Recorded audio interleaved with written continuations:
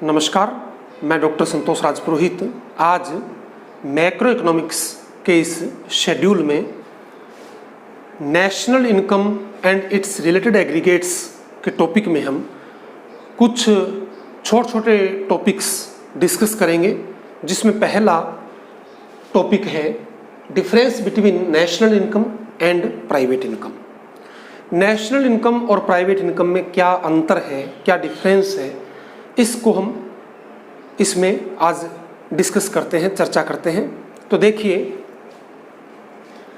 पहला डिफरेंस जो है इसमें वो ये है कि नेशनल इनकम में प्राइवेट सेक्टर और पब्लिक सेक्टर दोनों की इनकम जो है वो इंक्लूड होती है। National income NNP eight factor cost होता है, net national product at factor cost.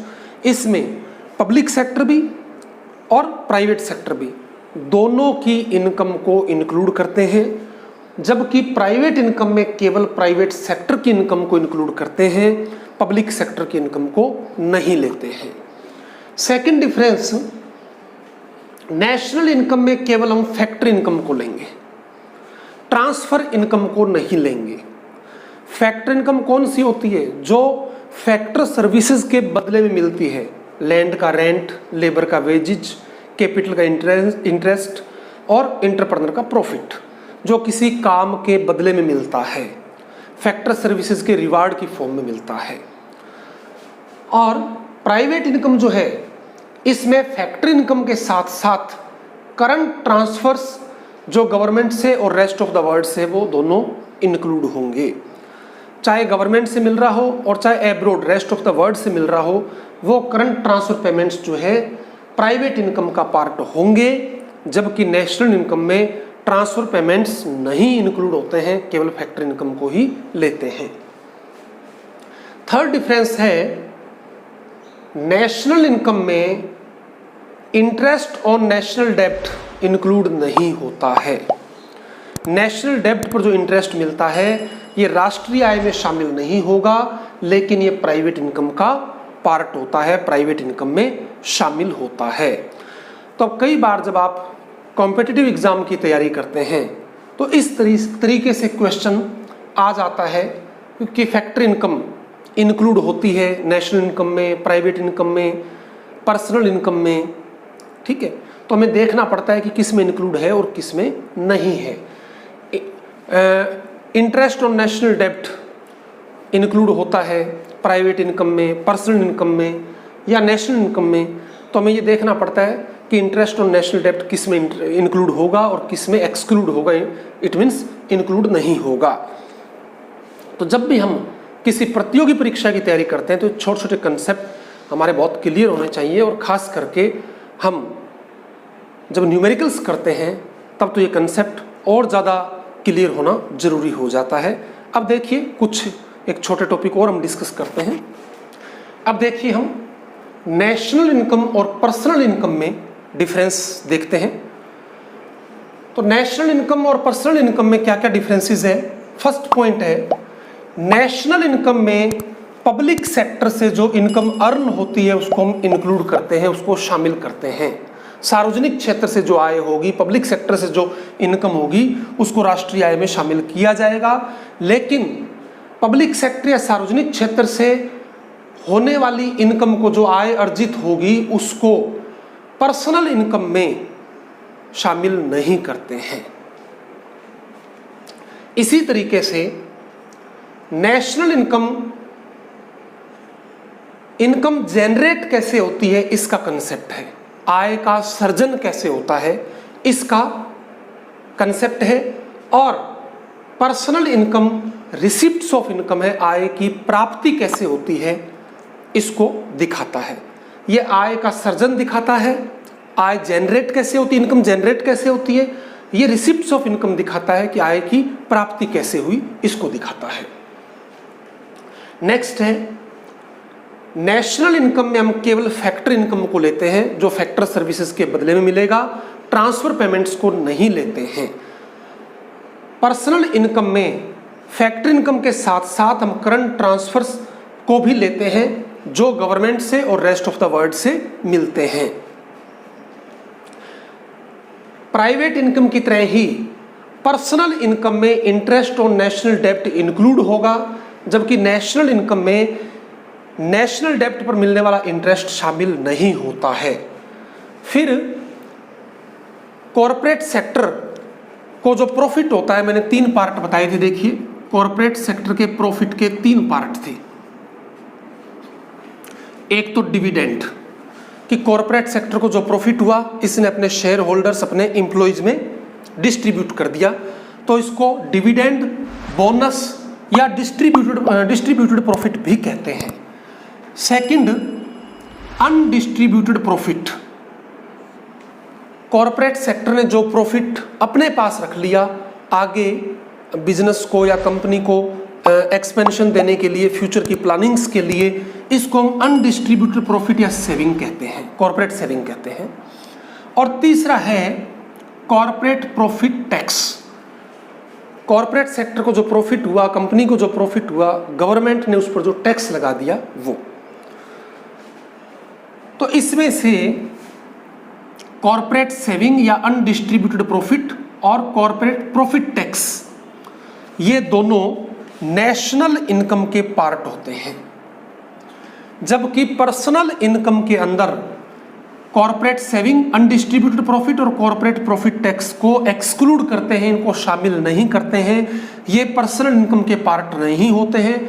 Personal income में केवल डिविडेंड या बोनस, या हम कह लीजिए कि कॉरपोरेट सेक्टर को जो प्रॉफिट होता है, जो अपने शेयर होल्डर्स और एम्प्लॉइज में वो डिस्ट्रीब्यूट कर देते हैं, डिस्ट्रीब्यूटेड प्रॉफिट, वही इसमें शामिल होगा। पर्सनल इनकम में यूडीपी और सीपीटी इसमें शामिल नहीं होते हैं। तो अब देखिए, प्रतियोगी परीक्षाओं की दृष्टि से बहुत सारे छोटे छोटे क्वेश्चंस इन 5 पॉइंट में से हमारे सामने निकल जाते हैं।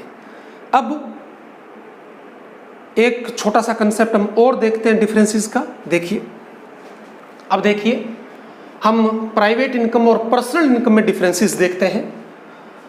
प्राइवेट इनकम में प्राइवेट सेक्टर की इनकम को लेते हैं, चाहे वो किसी भी सोर्स से मिले।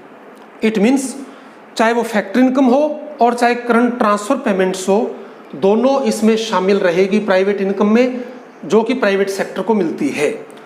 पर्सनल इनकम हाउस होल्ड की इनकम को शो करता है कि हाउस होल्ड को किसी भी सोर्स से, इसमें भी चाहे वो फैक्टर पेमेंट्स है और चाहे करंट ट्रांसफर पेमेंट्स है, दोनों को शामिल करते हैं। प्राइवेट इनकम एक ब्रॉडर कंसेप्ट है, लार्ज कंसेप्ट है, और पर्सनल इनकम जो है ये नैरो कंसेप्ट है प्राइवेट इनकम की तुलना में, क्योंकि प्राइवेट इनकम में अनडिस्ट्रीब्यूटेड प्रॉफिट यानी कॉर्पोरेट सेविंग और कॉर्पोरेट प्रॉफिट टैक्स शामिल रहते हैं, जबकि पर्सनल इनकम में अनडिस्ट्रीब्यूटेड प्रॉफिट और कॉर्पोरेट प्रॉफिट टैक्स शामिल नहीं होते हैं।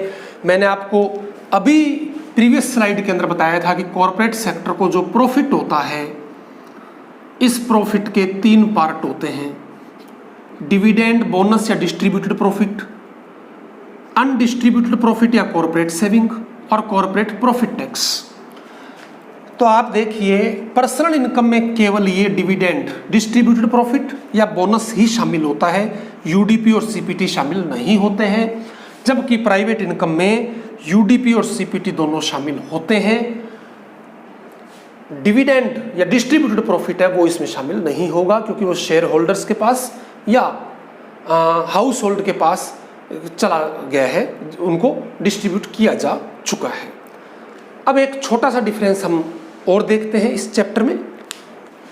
अब देखिए, नेक्स्ट हम करंट ट्रांसफर्स और कैपिटल ट्रांसफर्स में डिफरेंसेस को देखते हैं।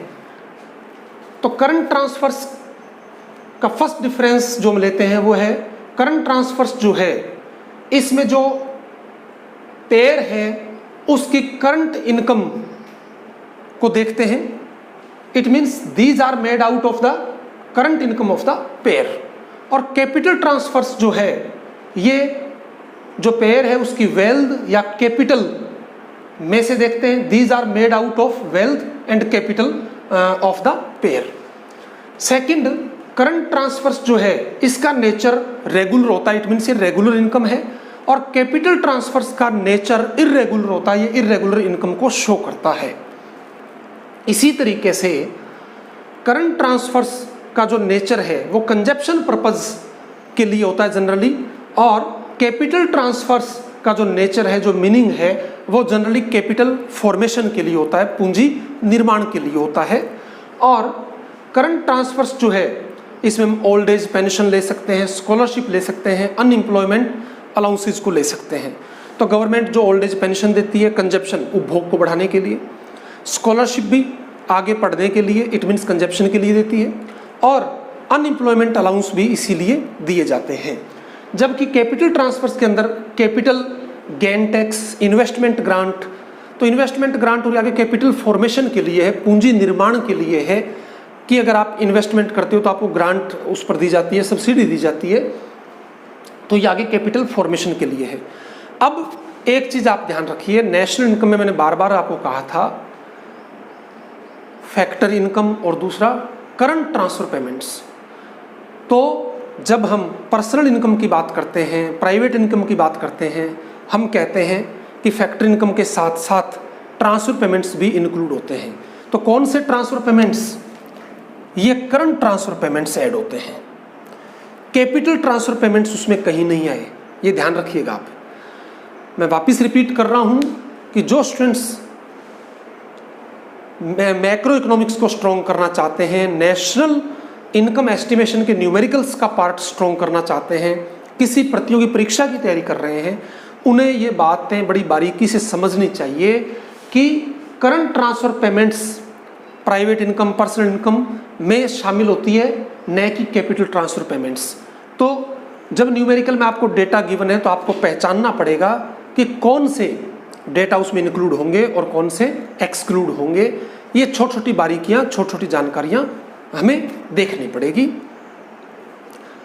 जैसा कि मैं प्रीवियस लेक्चर में बताता आया हूँ कि मैक्रो इकोनॉमिक्स की जो आप बेसिक्स कर रहे हैं, ये आपके 12th, ग्रेजुएशन, पोस्ट ग्रेजुएशन के साथ साथ जो स्टूडेंट्स इकोनॉमिक्स सब्जेक्ट को लेकर नेट की तैयारी कर रहे हैं, स्कूल और कॉलेज लेक्चरशिप की तैयारी कर रहे हैं, सांख्यिकी अधिकारी, इंडियन इकोनॉमिक सर्विसेज की तैयारी कर रहे हैं, उनके लिए काफ़ी महत्वपूर्ण है। हाँ, महत्वपूर्ण ये भी है कि आप इन अर्थशास्त्रीय बिंदुओं को, इन जो इकोनॉमिक्स के कंसेप्ट्स हैं, इनको बारीकी से समझें, न कि रटें। अगर आपको ये वीडियो लेक्चर पसंद आया हो तो इस चैनल को सब्सक्राइब करते हुए आप नोटिफिकेशन ऑन कर लीजिए ताकि इन वीडियो लेक्चर्स की सूचना आपको समय पर मिलती रहे। Thank you.